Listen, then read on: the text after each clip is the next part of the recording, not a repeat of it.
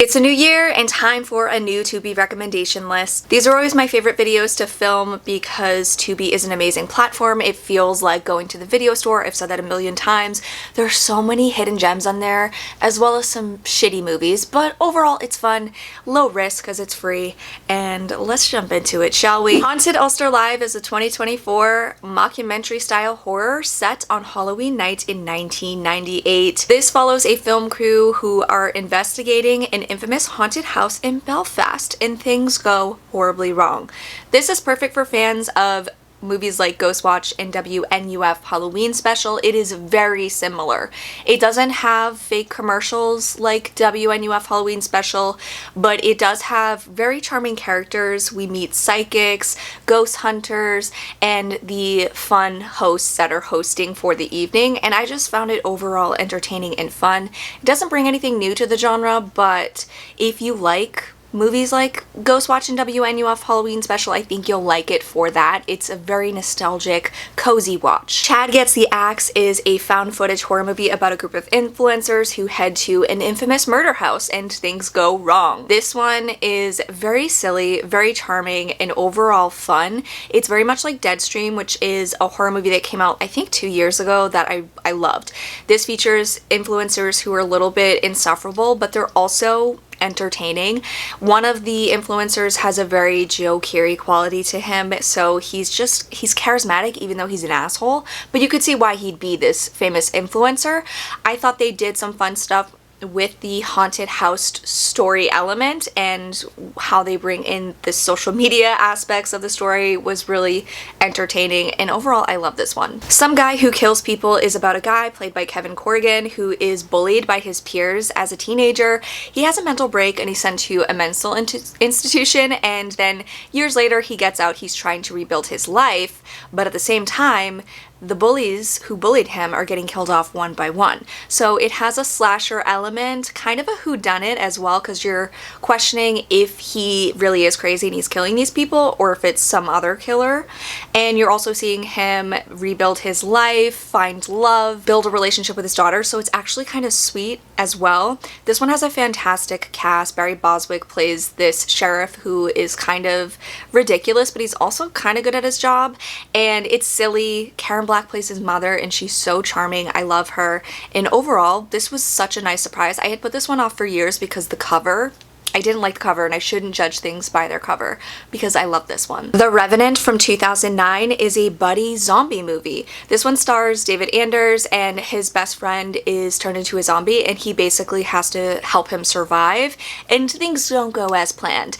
I just think this one is really charming. It has a great cast. The two leads have amazing chemistry, and this is a hidden gem. I don't hear like anyone ever talk about this movie, but it's a lot of fun, especially if you like zombie movies. It's a fun take on the zombie genre.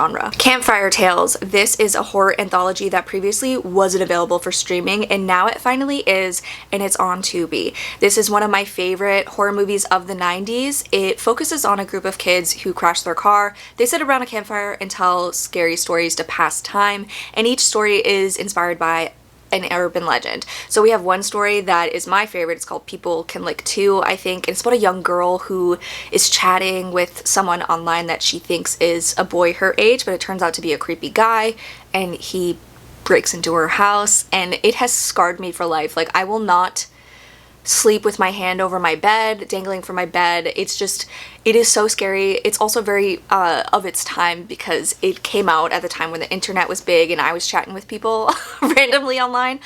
There's also a story that is a play on the girl with the green ribbon. A lot of fun stuff in this, great cast, and it's just nostalgic. It's a fun 90s horror movie, and if you like anthology horror movies, I think this is a great one. And also watch it before it disappears because it wasn't on streaming for so long. Like, you have no idea. It's been decades, and I finally bought it on DVD on eBay, and then what do you know? It appears on streaming soon after. That's like the trick. You just gotta buy it on DVD and then it will become available. Beezel is a 2024 horror movie that follows a group of people from the same family over decades and their interactions with this evil witch in their New England home. This one is kind of a found footage hybrid that didn't fully work for me, but I think there are some fun elements in it. I loved the opening story and I wish we stuck with it longer because it opens with a guy who is speaking to a reporter about the death of his wife and kid, and he starts telling the reporter about the witch, and then it gives you a little bit of the lore. I think the witch herself is really cool. I like the design.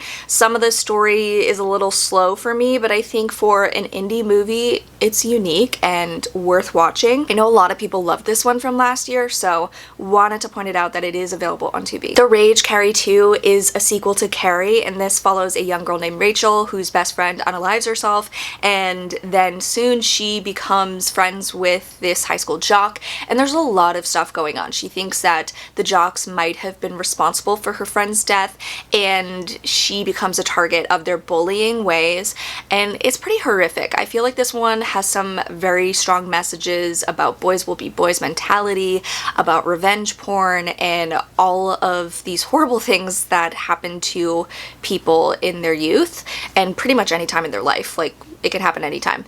And what they do to Rachel is horrific. It's horrible. I think it's honestly worse than what Carrie goes through. I mean, what Carrie went through is still bad, but it's such a violation, and she's in such a vulnerable state. It's just horrible. So watching her get her revenge in this is fantastic. I think that had this not been a Carrie sequel, it would have done much better because it's a really strong story.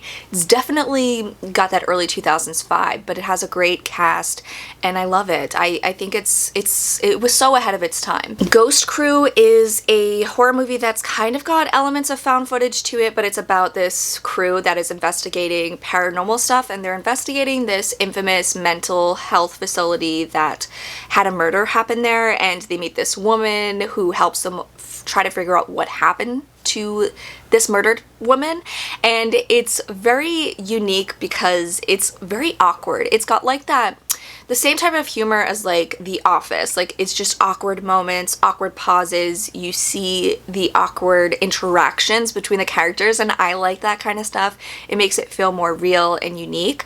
I think that the story was a little predictable, but I think it was still fun, and I like how they told the story.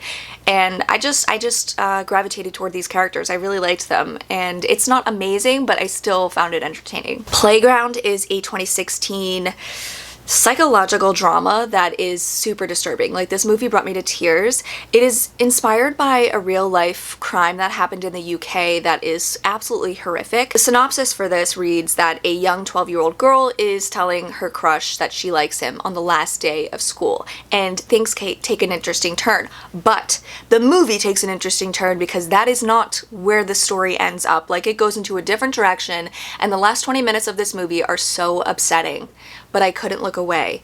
And it makes you feel voyeuristic. You're seeing a horrific act play out, very long, drawn out sequence, and it really happened, which is very sad. But I think it's interesting because we get to see these 3 different kids who have different home lives, and there's little tells that some of these kids are a little darker. There's something messed up with them.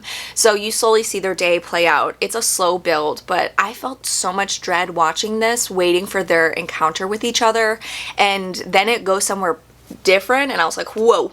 Before you realize what's happening, it's too late. So I think that it's an interesting movie. It's a Polish film. It's very dark, but if you like darker, disturbing stuff, I would recommend checking this out, but don't watch it if you have kids. Okay. Swallowed from 2022 is a horror movie about 2 friends. They're celebrating the departure of one of their friends who's headed to LA to become a porn star, and they're just kind of having fun. Before his friend leaves, one of them wants to send him off with some money, so he makes a deal with some drug dealers to basically smuggle some drugs for them, but they get there and find out they have to swallow these drugs, and they're kind of forced into the situation, and when they get there they realize that what they've swallowed are not drugs, but they're bugs. So this is a body horror that is very backwoods. It's very sweaty, hot, and uncomfortable. There's really close-up moments of people feeling intense pain for what they're going through, but it's also an interesting story about friendship and love, and it's just dark. It didn't go as you don't see a lot of the stuff. It's very low budget, but I thought it was intense. I think it has great performances. It has Cooper Koch, is that how you say his name? Who now everyone knows from the Menendez Brothers show. He's fantastic in this. He's the lead. I've talked about this movie before. It's from the same director of The Ruins. It's very low budget, but it will get under your skin. And lastly, we have Blue Hour, The Disappearance of Nick Bradrath. This is a mockumentary style horror movie about a young girl who is investigating the disappearance of her father, who disappeared in her childhood. And there's strange circumstances around his disappearance, and it involves weird stuff in the woods. This one, I think, makes some really bold choices. I don't think they succeed fully with the execution, but I admire their ambitions. I admire their boldness for this story. It plays with time a bit. There's a lot of time loop elements in this story, and I just thought it was interesting and unique. And there you have it. Those are some movies that you should check out on Tubi right now. Let me know if there's any current movies on there right now that you think I should watch in the comments. And thank you so much for watching, guys. I hope you're having an amazing new year. Bye.